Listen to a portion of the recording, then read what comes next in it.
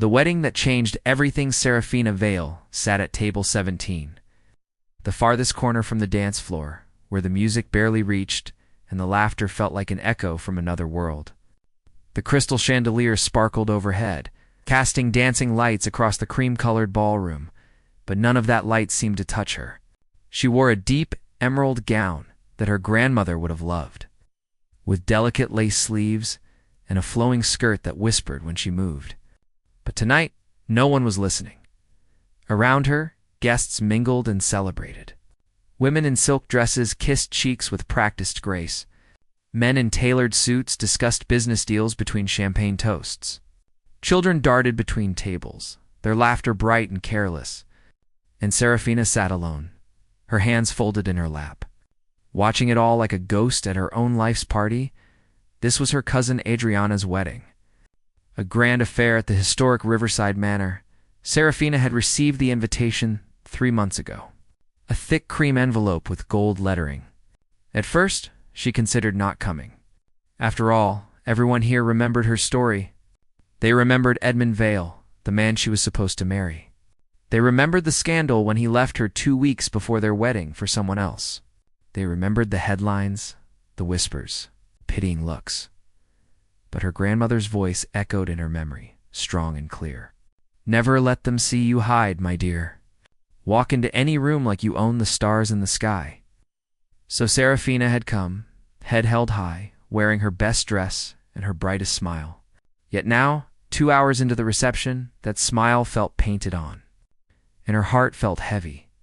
The stranger's arrival, the music shifted to something slower, a romantic melody that pulled couples onto the dance floor. Serafina reached for her water glass, trying to look occupied, when the atmosphere in the room changed. It was subtle at first, like a breeze before a storm. Conversations paused mid-sentence, heads turned toward the entrance. Even the children stopped their games to stare. A man had entered the ballroom, and he commanded attention without saying a word. He was tall, with dark hair that fell just slightly over his forehead, and he wore a perfectly fitted black suit that somehow looked both elegant and dangerous. His eyes were an unusual shade of amber, almost golden in the chandelier light, and they swept across the room with quiet intensity. Serafina recognized him immediately. Everyone did. Damien Thornfield, the billionaire entrepreneur whose name appeared in business magazines and charity galas. He owned technology companies, real estate empires, and half the art galleries in the city. But more than that, he was known for his privacy. He rarely attended social events, never gave interviews, and guarded his personal life like a dragon guards treasure. What was he doing here? An unexpected proposal. Serafina watched as Damien moved through the crowd. Several people tried to catch his attention, but he barely acknowledged them. His gaze was searching for something, or someone, and then, impossibly, his amber eyes locked onto hers. Her breath caught. Surely he was looking at someone behind her. She glanced over her shoulder, but there was only a potted palm tree and an empty chair. When she turned back, Damien was walking directly toward her table. His stride confident and purposeful, he stopped in front of her. And up close, Serafina could see that his eyes held something ancient, something that did not quite match his young face. He could not have been more than 35, yet those eyes seemed to have witnessed centuries. "Miss Vale," he said, his voice smooth and deep. "I hope I am not intruding." Serafina blinked. "You know my name, I do?" He gestured to the empty chair beside her. "May I?" She nodded, too surprised to speak. Damien sat down gracefully, his presence seeming to fill the entire corner of the room. He leaned closer, and Serafina caught the scent of cedar wood and something else, something wild and smoky. "I need your help," he said quietly. His voice meant only for her. "And I believe you might need mine as well." "I do not understand." Damien's amber eyes softened slightly. "I noticed you sitting here alone. I notice how people look through you as if you are invisible. I know that feeling well." He paused. "I have a proposal. For tonight, let us pretend we know each other. Let us pretend there is something between us. It will give the gossips something new to discuss, and it might make this evening more bearable for both of us." Serafina stared at him.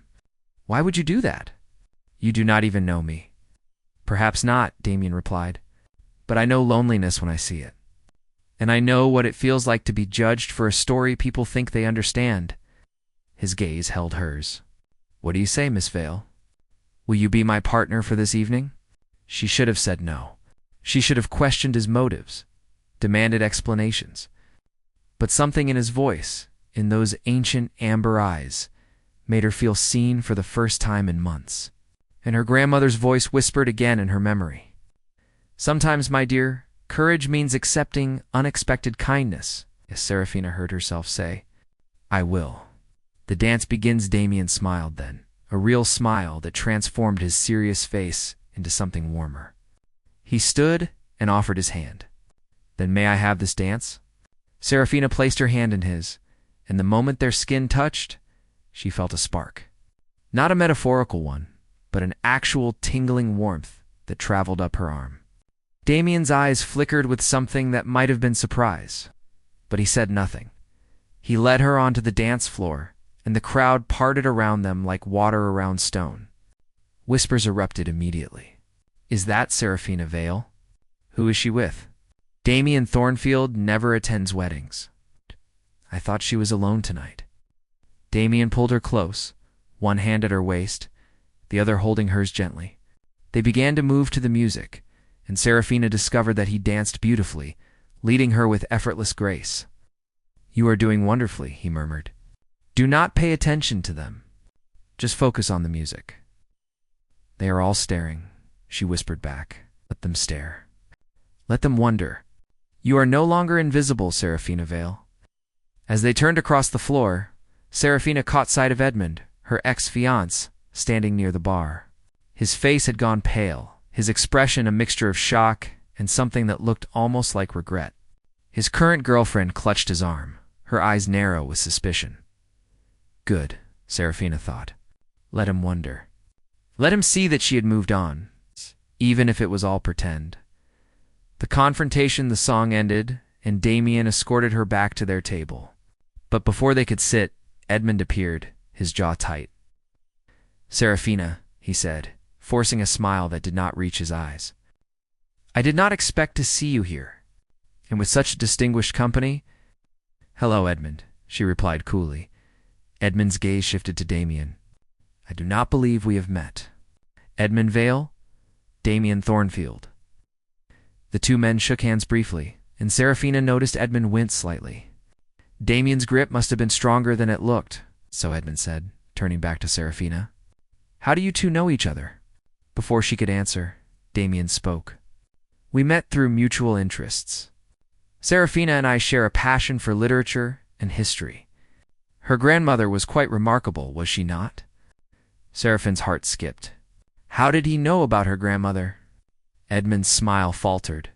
Right, well, it was good to see you, Serafina. Enjoy your evening. He walked away quickly, and Serafina turned to Damien. How did you know about my grandmother? Damien's expression grew serious. I will explain everything, but not here. There are too many ears, too many eyes. He reached into his jacket and pulled out a small envelope, cream-colored with a red wax seal. Meet me tomorrow at noon. The address is inside. Come alone, and I will tell you the truth about why I am really here. What truth?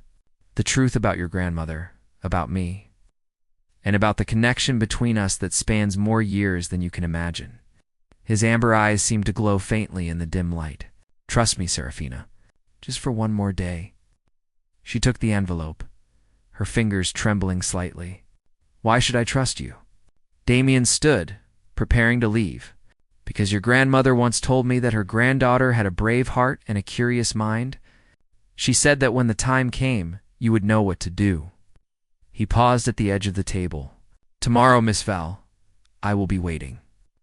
And then he was gone, disappearing into the crowd as mysteriously as he had arrived, leaving Serafina alone with an envelope, 1,000 questions, and the strange sensation that her entire world was about to change.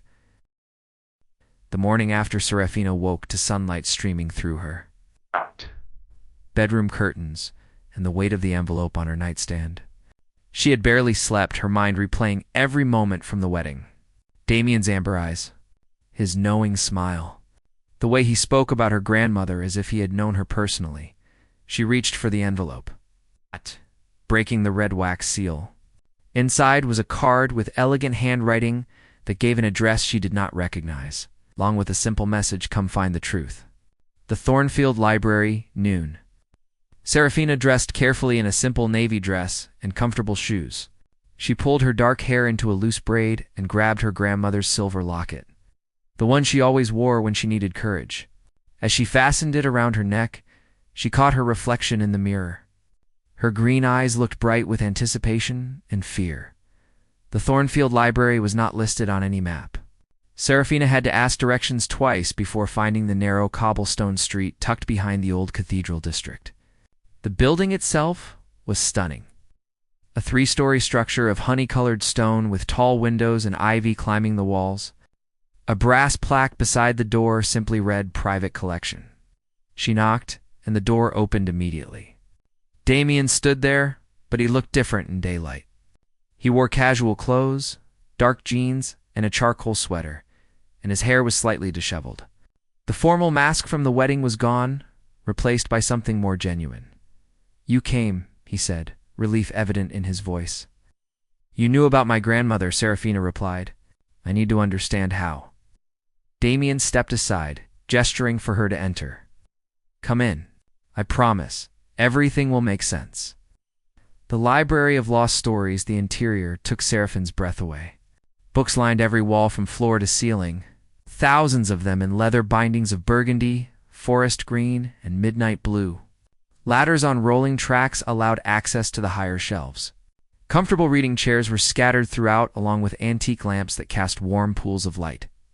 The air smelled of old paper, leather, and something faintly spicy, like cinnamon and clove. "This is beautiful," Serafina whispered, turning in a slow circle. "Your grandmother helped me build this collection," Damien said quietly. 20 years ago, when I first came to this city, I was lost. I had money but no purpose. I wandered into a small bookshop she owned, the Vale Book Haven. Do you remember it?" Seraphine's throat tightened. "I remember. It closed when I was 18, after she passed away." "She saved my life that day," Damien continued, walking deeper into the library. "I was planning to leave the city, maybe leave everything behind. But she looked at me and said, 'Young man, you have the eyes of someone carrying too much weight. Sit down and let me make you tea.' And I did." He stopped beside a reading table where tea had already been prepared, 2 cups waiting. We talked for hours. She told me about books, about history, about her granddaughter who loved stories more than anything. She showed me a photograph of you, maybe 10 years old, reading under a tree. Seraphine's eyes filled with tears. "I remember that photo. It was at the park near her shop. She said you had a gift for seeing the magic in ordinary things. She said you would grow up to be someone special, someone brave." Damien poured tea into both cups. "When I heard about your broken engagement, about how the press treated you, I wanted to help, but I did not know how to approach you without seeming strange." "So you waited for a wedding where you knew I would be alone," Serafina said, understanding dawning. "I wanted to give you back a piece of what you had lost: confidence, visibility, the knowledge that you matter." He handed her a cup. "Your grandmother believed in collecting lost things, lost books, lost stories, lost people. She collected me in a way. This library is my tribute to her." Serafina sipped her tea, the familiar blend of chamomile and honey that her grandmother always made. "You recreated her tea." "I asked her for the recipe. She wrote it down for me before she died." Damien pulled a worn piece of paper from his pocket, her grandmother's handwriting clear and strong. "She also gave me something else. A message for you, to be delivered when the time was right." The letter and the warning. Damien retrieved a wooden box from a nearby shelf, its surface carved with intricate patterns of vines and flowers. Inside, wrapped in silk, was a letter. Serafina recognized the stationery immediately. Her grandmother's personal paper, cream-colored with tiny pressed flowers in the corners. She wrote this, Serafina asked, her voice breaking. 2 weeks before she passed. She asked me to keep it safe and give it to you when you needed it most. I think that time is now." With trembling hands, Serafina opened the letter. Her grandmother's elegant script filled the page. "My dearest Serafina, if you are reading this, then you have met Damien Thornfield, and you have begun to understand that the world holds more mystery than we often admit. I want you to know that he is trustworthy, even though his story is unusual. He carries a secret, one that comes from an ancient lineage. Do not be afraid of what you might discover. Your heart will know the truth when you see it. Remember, my darling girl, that love sometimes wears unexpected faces. Trust yourself. Trust your instincts, and know that I am always with you. With all my love, Grandmother Beatrice." Serafina looked up at Damien, questions spinning in her mind. What secret? What ancient lineage? Before Damien could answer, his phone rang. He glanced at the screen and his expression darkened. "I need to take this. Excuse me for just a moment." She wandered the library, trying to process everything. Her grandmother had known Damien, had trusted him, had written about him with warmth and certainty. But what secret could be so important? She found herself drawn to a section of the library filled with older books. Some bound in what looked like dragon scales, shimmering green and gold. She reached out to touch one, and the moment her fingers made contact, she felt that same electric warmth from the dance floor. "Those are special," Damien's voice said behind her. He had returned, his face troubled. "They belonged to my family. They tell stories most people think are myths." "Stories about what?" Damien met her eyes. "About beings who walk between two worlds. About creatures of fire and sky who learn to take human form. About dragons, Serafina." She laughed nervously. "Dragons are not real. Are you certain?" His amber eyes seemed to glow brighter. "Have you never wondered why some stories persist across every culture? Why every civilization has legends of great winged beings?" "You are joking." "I wish I were." Damien stepped closer. "My family comes from a line of dragonkin. We are not fully human, though we can pass for human. We live longer. We feel things more intensely. And we carry fire in our blood." Serafina backed away. "This is impossible. Dragons do not exist. They do. We do. And your grandmother knew."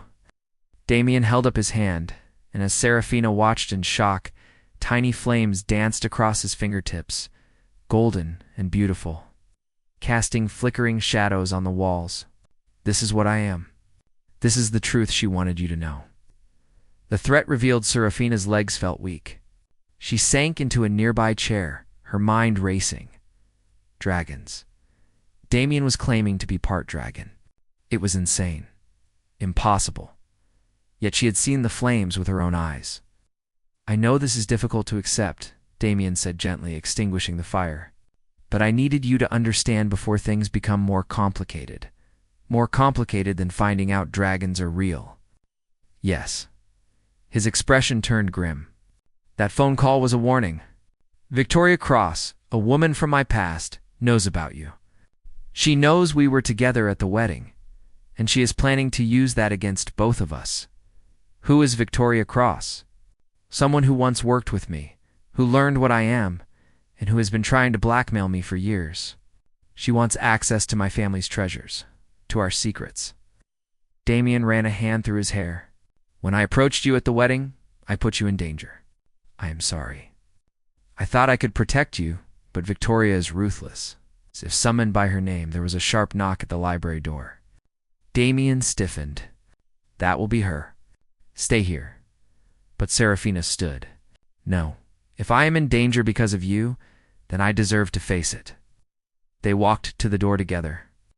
Damien opened it to reveal a woman in her 40s, elegant in a black suit with silver jewelry.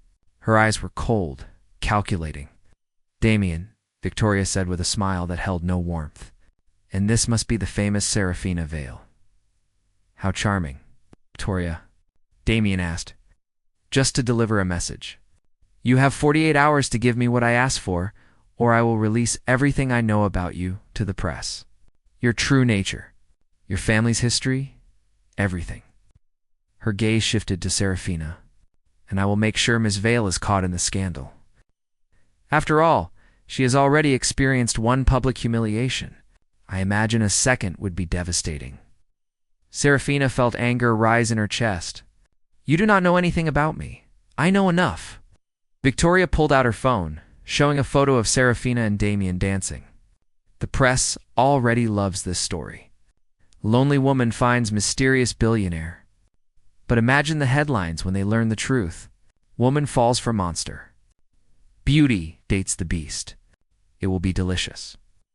Get out, Damien said, his voice dropping to something almost inhuman, a low growl that made the windows rattle. Victoria's smile widened. 48 hours, Damien? Think carefully about your choices. She left her heels clicking on the cobblestones. Damien closed the door and leaned against it. I am so sorry, Serafina. I never meant for this to happen. Seraphine's mind was reeling, but through the chaos one thought emerged clearly. Her grandmother had trusted this man, had believed in him, had asked Serafina to trust her heart. Tell me everything, she said firmly. About Victoria, about the scandal, about what she wants.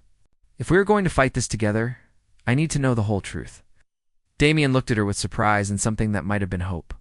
Together? My grandmother believed in you. And despite everything, I think I am starting to believe in you too. Serafina squared her shoulders. Now stop apologizing and start explaining. We have 48 hours to figure this out. It's the dragon's tail. They sat in the library's inner chamber. A circular room with a domed ceiling painted like a night sky. Stars and constellations glittered overhead, and in the center, a small fireplace burned with flames that needed no wood. Eternal and golden. Damien stared into the fire as he spoke. My family has existed for over 1,000 years. We are not the dragons of fairy tales, enormous beasts hoarding gold. We are something more complex. We can shift between forms, human and dragon, though the transformation requires great energy and emotion. Serafina listened, her initial disbelief slowly giving way to fascination. How many of you are there? Few now, maybe 200 across the world. We live quietly, hiding in plain sight. Some of us use our resources for good. Others, his jaw tightened, others exploit their power. And Victoria. Victoria Cross worked for my company 6 years ago. She was brilliant, ambitious, and curious. Too curious. She discovered documents in my office, old family records written in languages she should not have been able to read. But she found a translator, someone who specialized in ancient texts. Damien stood and paced. She confronted me, threatened to expose everything unless I made her my partner, gave her access to my family's vault. I refused. So she fabricated a scandal, claimed I had mistreated employees, that I had covered up serious complaints, the settlement, Serafina said. Remembering the research she had done, there was a real complaint from a woman named Grace Winters. She had been harassed by another executive, and I did not act quickly enough. That part is true, and it is my greatest regret. Pain flickered across his face, but Victoria twisted it, made it seem like I was the villain. She forced me into a settlement to protect Grace's privacy and my family's secret. What does she want now? The Flamestone. It is an artifact my family has guarded for centuries, a gem that contains concentrated dragon fire. In the wrong hands, it could be used to control other dragonkin, or worse, to create weapons. He met Seraphine's eyes. I will never give it to her. But I will not let her hurt you either. Serafina processed this, her mind working through possibilities. Then we need to outsmart her. Find a way to expose her blackmail without revealing your secret. That may not be possible. She has evidence. Photos of me shifting forms, documents that prove my family's heritage. Then we change the narrative, Serafina said, an idea forming. We make her look like the villain she is. But first, I need to see the truth with my own eyes. Damien froze. You want to see me shift? If we are doing this together, if I am going to stand beside you against Victoria, then I need to know exactly what we are dealing with. She stood, her grandmother's locket warm against her skin. Show me who you really are, Damien. The transformation, they went to the library's roof garden. a secluded space surrounded by high walls and covered with flowering vines.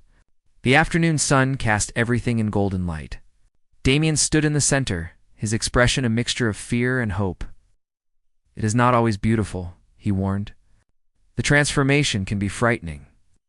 "I am not afraid," Serafina said, and realized she meant it. Damien closed his eyes and took a deep breath. The air around him began to shimmer, like heat rising from pavement. His skin took on a faint luminescence, and his amber eyes opened, now glowing like molten gold. Then he changed. It happened in a flowing motion, his human form expanding and reshaping. Scales emerged, each one catching the light like polished gemstones in shades of deep charcoal and bronze. Wings unfurled, massive and membranous, casting shadows across the garden. His face elongated into a noble dragon's head, with intelligent eyes that remained recognizably Damien's. He was magnificent. Not the monstrous beast of nightmares, but something elegant and powerful, a creature of ancient magic and grace.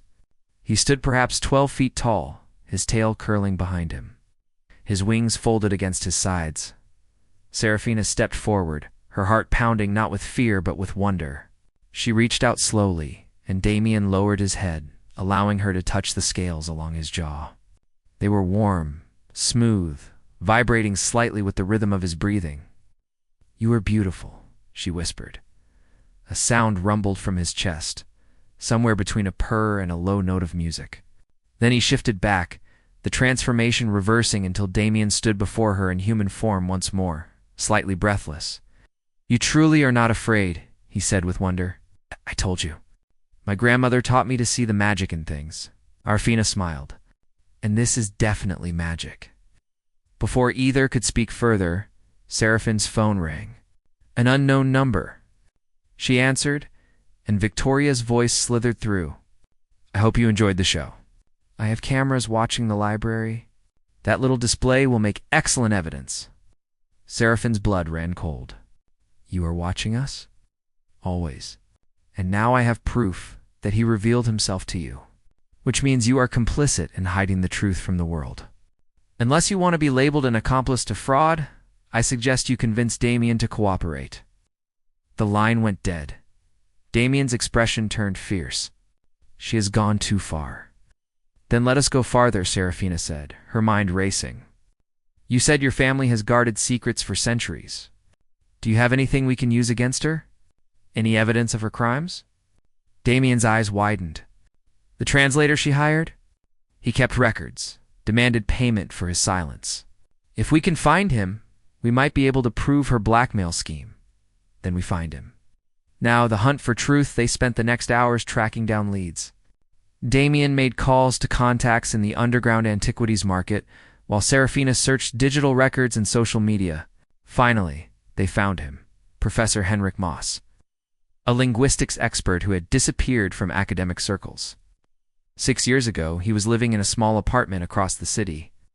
When they knocked, a nervous man in his 60s answered, his eyes widening when he saw Damien. "You?" he breathed.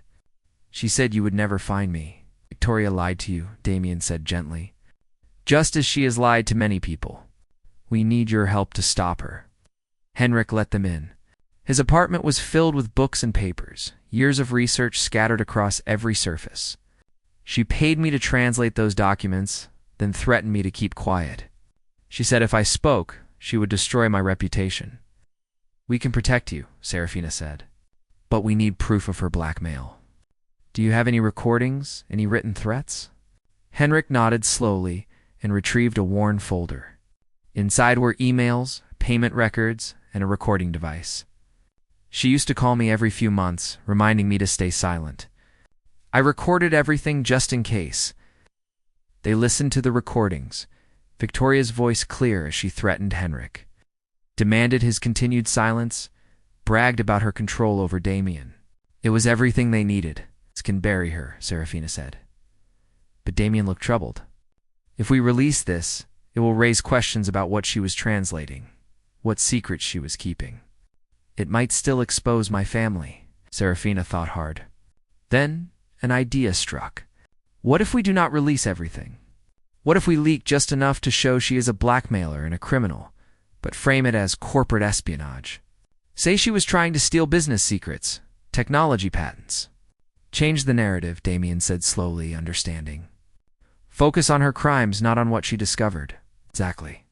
And I know someone who can help us. Serafina pulled out her phone and called Charlotte Reed, an old friend who worked as an investigative journalist.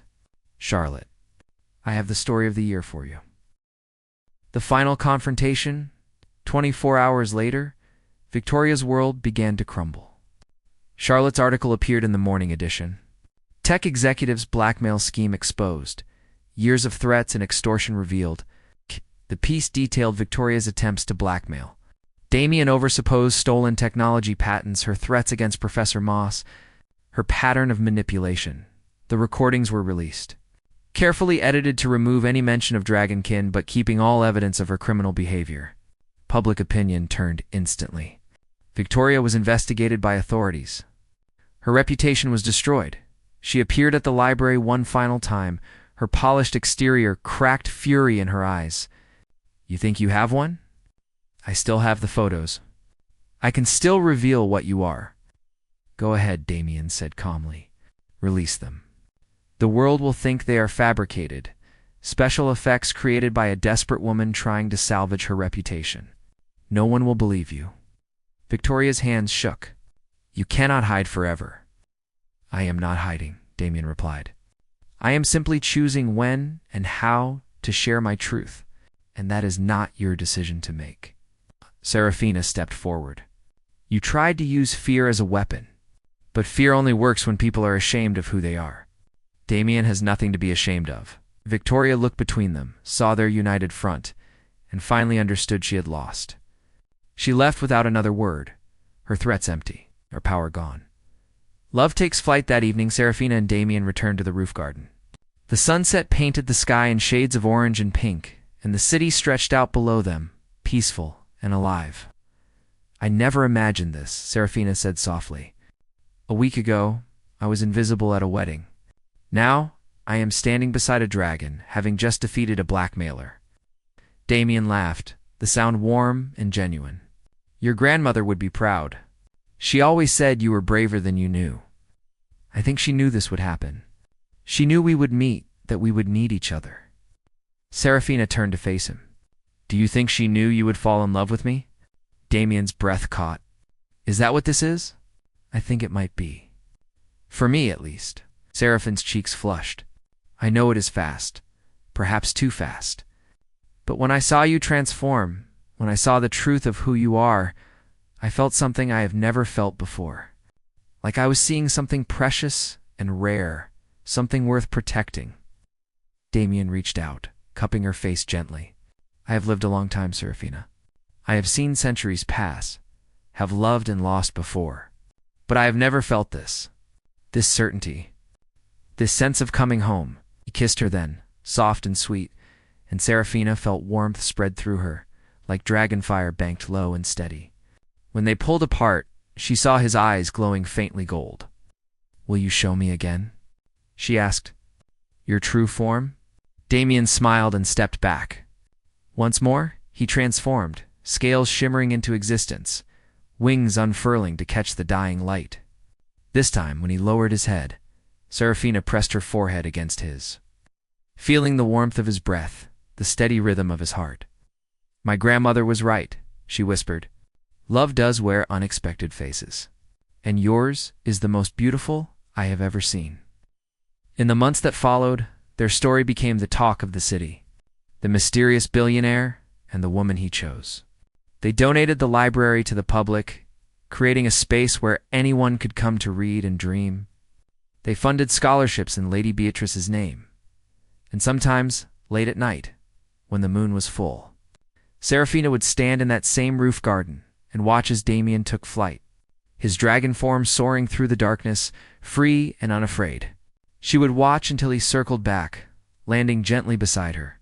Shifting back into the man she loved, they had found each other in a moment of loneliness, two souls invisible to the world. But together, they had become impossible to ignore. Together they had become legendary, and they lived as all the best stories end. In truth, and love and magic for all their days.